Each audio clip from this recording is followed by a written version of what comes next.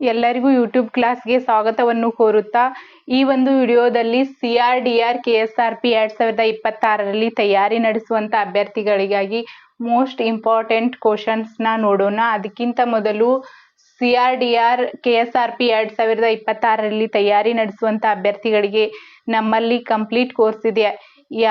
ಕೋರ್ಸ್ದಲ್ಲಿ full mock test, recorded classes, PDF notes ಯಾರಿಗೆ ಬೇಕೋ ಅವರು ಇಲ್ಲಿ ಕೆಳಗೆ ನೀಡಿದಂತ ನಂಬರಿಗೆ ವಾಟ್ಸಪ್ ಮಾಡುವುದರ ಮೂಲಕ ಹೆಚ್ಚಿನ ಮಾಹಿತಿಯನ್ನು ಪಡೆಯಬಹುದು.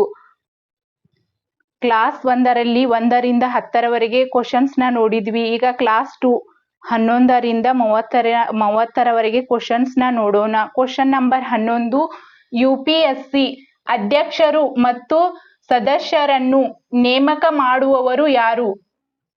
ಎ. ಪ್ರಧಾನಮಂತ್ರಿ, ಬಿ. ರಾಷ್ಟ್ರಪತಿ, ಸಿ. ಲೋಕಸಭಾಧ್ಯಕ್ಷರು, ಆಪ್ಷನ್ ಡಿ. ರಾಜ್ಯಸಭಾ ಸಭಾಪತಿ. ಸರಿಯಾದದ್ದು ರಾಷ್ಟ್ರಪತಿ, ಆಪ್ಷನ್ ಬಿ. ರಾಷ್ಟ್ರಪತಿ. ಕ್ವಶನ್ ನಂಬರ್ 12, ರಾಜ್ಯ ಸಾರ್ವಜನಿಕ ಸೇವಾ ಆಯೋಗ ಅಧ್ಯಕ್ಷರು ಮತ್ತು ಸದಸ್ಯರನ್ನು ನೇಮಕ ಮಾಡುವವರು ಯಾರು? ಎ. ಮುಖ್ಯಮಂತ್ರಿ, ಬಿ. ರಾಜ್ಯಪಾಲರು, ಸಿ. ರಾಷ್ಟ್ರಪತಿ, ಡಿ. ಹೈಕೋರ್ಟ್ ಮುಖ್ಯ ನ್ಯಾಯಮೂರ್ತಿ.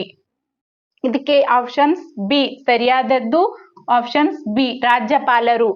ಕ್ವಶನ್ ನಂಬರ್ 13, ಭಾರತದ ಮುಖ್ಯ ಚುನಾವಣಾ ಆಯುಕ್ತರನ್ನು ನೇಮಕ ಮಾಡುವವರು ಯಾರು? ಎ. ರಾಷ್ಟ್ರಪತಿ, ಬಿ. ಪ್ರಧಾನಮಂತ್ರಿ, ಸಿ. ಸುಪ್ರೀಂ ಕೋರ್ಟ್ ಮುಖ್ಯ ನ್ಯಾಯಮೂರ್ತಿ, D.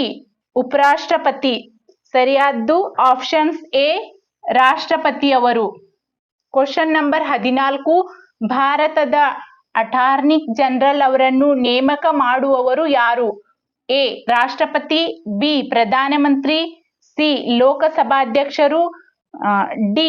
Options D. Supreme court ಮುಖ್ಯ ನ್ಯಾಯಮೂರ್ತಿ. ಸರಿಯಾದದ್ದು ಇದಕ್ಕೆ ಆಪ್ಷನ್ಸ್ ಎ. ರಾಷ್ಟ್ರಪತಿಯವರು. ಕ್ವಶನ್ ನಂಬರ್ 15, ಭಾರತದ ನಿಯಂತ್ರಕ ಮತ್ತು ಮಹಾಲೆಕ್ಕ ಪರಿಶೋಧಕರನ್ನು ನೇಮಕ ಮಾಡುವವರು ಯಾರು? ಎ. ರಾಷ್ಟ್ರಪತಿಯವರು, ಬಿ. ಹಣಕಾಸು ಸಚಿವರು, ಸಿ. ಪ್ರಧಾನಮಂತ್ರಿ, ಆಪ್ಷನ್ ಡಿ. ರಾಜ್ಯಪಾಲರು. ಸರಿಯಾದದ್ದು ಎ. Options A. ರಾಷ್ಟ್ರಪತಿಯವರು.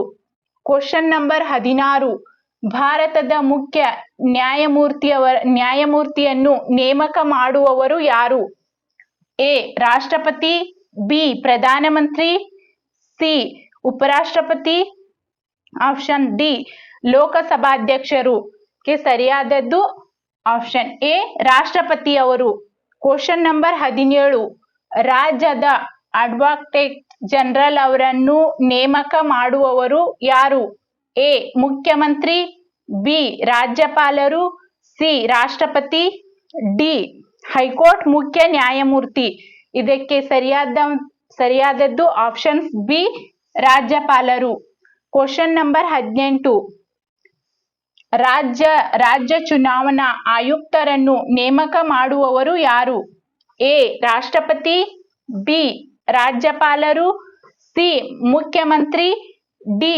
ಚುನಾವಣಾ ಆಯೋಗ. ಸರಿಯಾದದ್ದು ಆಪ್ಷನ್ ಬಿ. ರಾಜ್ಯಪಾಲರು.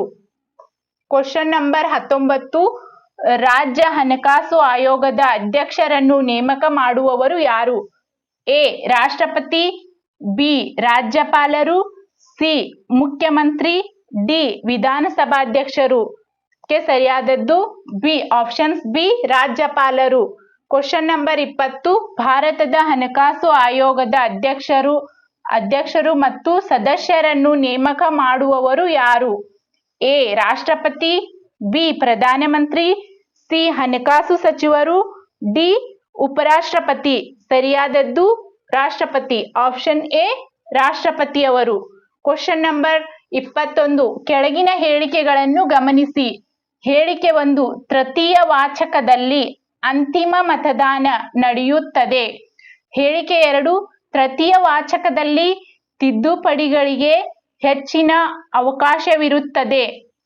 ಎ. 1 ಮಾತ್ರ, ಬಿ. 2 ಮಾತ್ರ, ಸಿ. 1 ಮತ್ತು 2, ಡಿ. 2 ತಪ್ಪು. ಸರಿಯಾದದ್ದು ಆಪ್ಷನ್ಸ್ 1, ಎ ಒಂದು ಮಾತ್ರ ಸರಿಯಾದದ್ದು. ಕ್ವಶನ್ ನಂಬರ್ 22 ಕೆಳಗಿನ ಹೇಳಿಕೆಗಳನ್ನು ಗಮನಿಸಿ. ಹೇಳಿಕೆ 1 ರಾಷ್ಟ್ರಪತಿ ಅಧಿವೇಶನ ಇಲ್ಲದ ವೇಳೆ ಅಧಿಸೂಚನೆ ಹೊರಡಿಸಬಹುದು. ಹೇಳಿಕೆ 2 ಅಧಿಸೂಚನೆಗೆ ಸಂಸತ್ತಿನ ಅನುಮೋದನೆ ಅಗತ್ಯವಿಲ್ಲ. ಎ ಒಂದು ಮಾತ್ರ, ಬಿ 2 ಮಾತ್ರ, ಸಿ 1 ಮತ್ತು 2, ಡಿ 2 ತಪ್ಪು. ಸರಿಯಾದದ್ದು ಆಪ್ಷನ್ಸ್ ಎ 1 ಮಾತ್ರ ಸರಿ. ಇದಕ್ಕೆ 1 ಮಾತ್ರ ಸರಿ. ಕ್ವಶನ್ ನಂಬರ್ 23 ಕೆಳಗಿನ ಹೇಳಿಕೆಗಳನ್ನು ಗಮನಿಸಿ. ಹೇಳಿಕೆ 1 ಸಂವಿಧಾನದ ತಿದ್ದುಪಡಿ ಮಸೂದೆಯನ್ನು ಯಾವುದೇ ಸಂಸದದಲ್ಲಿ ಮಂಡಿಸಬಹುದು. ಹೇಳಿಕೆ 2 ಅದಕ್ಕೆ ಜಂಟಿ ಅಧಿವೇಶನದ ಅವಕಾಶವಿದೆ. ಎ 1 ಮಾತ್ರ, ಬಿ 2 ಮಾತ್ರ, ಸಿ 1 ಮತ್ತು 2, ಡಿ 2 ತಪ್ಪು. ಸರಿಯಾದದ್ದು ಎ 1 ಮಾತ್ರ ಸರಿ. ಕ್ವಶನ್ ನಂಬರ್ 24 ಕೆಳಗಿನ ಹೇಳಿಕೆಗಳನ್ನು ಗಮನಿಸಿ. ಹೇಳಿಕೆ 1 ಕೆಲವು ಸಂವಿಧಾನ ತಿದ್ದುಪಡಿಗಳಿಗೆ ರಾಜ್ಯಗಳ ಅನುಮೋದನೆಯು ಅಗತ್ಯ. ಹೇಳಿಕೆ 2 ಎಲ್ಲ ಸಂವಿಧಾನದ ತಿದ್ದುಪಡಿಗಳಿಗೆ ರಾಜ್ಯಗಳ ಅನುಮೋದನೆ ಕಡ್ಡಾಯ. ಎ 1 ಮಾತ್ರ, ಬಿ 2 ಮಾತ್ರ, ಸಿ 1 ಮತ್ತು 2, ಡಿ 2 ತಪ್ಪು. ಸರಿಯಾದದ್ದು 1 ಮಾತ್ರ. 25 ಕ್ವಶನ್ ನಂಬರ್ 25 ಕೆಳಗಿನ ಹೇಳಿಕೆಗಳನ್ನು ಗಮನಿಸಿ. ಹೇಳಿಕೆ 1 ರಾಷ್ಟ್ರಪತಿ ಸಾಮಾನ್ಯ ಮಸೂದೆಗೆ ಒಪ್ಪಿಗೆ ನಿರಾಕರಿಸಬಹುದು. ಹೇಳಿಕೆ 2 ರಾಷ್ಟ್ರಪತಿ ಹಣಕಾಸು ಮಸೂದೆಯನ್ನು ಮರುಪರಿಶೀಲನೆಗೆ ಕಳುಹಿಸಬಹುದು. ಎ 1 ಮಾತ್ರ, ಬಿ 2 ಮಾತ್ರ, ಸಿ 1 ಮತ್ತು 2, ಡಿ 2 ತಪ್ಪು. ಸರಿಯಾದದ್ದು 1 ಮಾತ್ರ ಸರಿ. ಕ್ವಶನ್ ನಂಬರ್ 26 ಕೆಳಗಿನ ಹೇಳಿಕೆಗಳನ್ನು ಗಮನಿಸಿ. ಹೇಳಿಕೆ 1 ಮಸೂದೆಯನ್ನು ಸಮಿತಿಗೆ ಕಳುಹಿಸಬಹುದು. ಹೇಳಿಕೆ 2 ಸಮಿತಿಯ ವರದಿ ಕಡ್ಡಾಯವಾಗಿ ಬಾಧ್ಯತೆಯಾಗಿದೆ. ಆಪ್ಷನ್ಸ್ 1 ಮಾತ್ರ, ಬಿ 2 ಮಾತ್ರ, ಸಿ 1 ಮತ್ತು 2, ಡಿ 2 ತಪ್ಪು. ಇದರಲ್ಲಿ ಸರಿಯಾದದ್ದು 1 ಮಾತ್ರ ಸರಿ. ಪ್ರಶ್ನೆ 27 ಕೆಳಗಿನ ಹೇಳಿಕೆಗಳನ್ನು ಗಮನಿಸಿ. ಹೇಳಿಕೆ 1 ಖಾಸಗಿ ಸದಸ್ಯರ ಮಸೂದೆಗಳು ಅಪರೂಪವಾಗಿ ಕಡ್ಡಾಯವಾಗುತ್ತವೆ.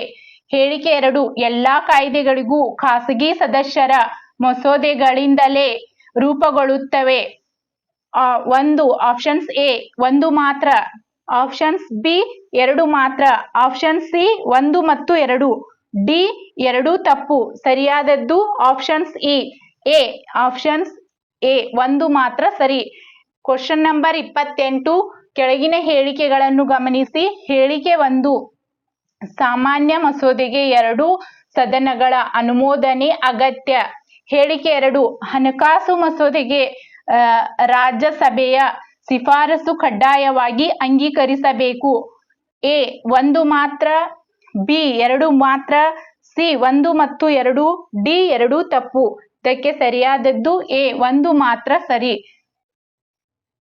ಕ್ವಶನ್ ನಂಬರ್ 29 ಕೆಳಗಿನ ಹೇಳಿಕೆಗಳನ್ನು ಗಮನಿಸಿ. ಹೇಳಿಕೆ 1 ಸಂಸತ್ತು ಕಾನೂನು ರಚಿಸುವ ಮುಖ್ಯ ಶಾಸನಾಂಗವಾಗಿದೆ. ಹೇಳಿಕೆ 2 ನ್ಯಾಯಾಂಗವು ಸಾಮಾನ್ಯವಾಗಿ ಮಸೂದೆಗಳನ್ನು ಮಂಡಿಸುತ್ತದೆ. ಎ 1 ಮಾತ್ರ, ಬಿ 2 ಮಾತ್ರ, ಸಿ 1 ಮತ್ತು 2, ಡಿ 2 ತಪ್ಪು. ಸರಿಯಾದದ್ದು ಎ 1 ಮಾತ್ರ. ಕ್ವಶನ್ ನಂಬರ್ 30 ಕೆಳಗಿನ ಹೇಳಿಕೆಗಳನ್ನು ಗಮನಿಸಿ. ಹೇಳಿಕೆ 1 ರಾಷ್ಟ್ರಪತಿ ಒಪ್ಪಿಗೆಯ ನಂತರವೇ ಮಸೂದೆ ಕಾಯ್ದೆಯಾಗುತ್ತದೆ. ಹೇಳಿಕೆ 2 ಕಾಯ್ದೆಯಾದ ಬಳಿಕ ಅದನ್ನು ಅಧಿಕೃತ ರಾಜಪತ್ರದಲ್ಲಿ ಪ್ರಕಟಿಸಬಹುದು. ಎ 1 ಮಾತ್ರ, ಬಿ 2 ಮಾತ್ರ, ಸಿ 1 ಮತ್ತು 2, ಡಿ 2 ತಪ್ಪು. ಸರಿಯಾದದ್ದು ಸಿ 1 ಮತ್ತು 2 ಸರಿ.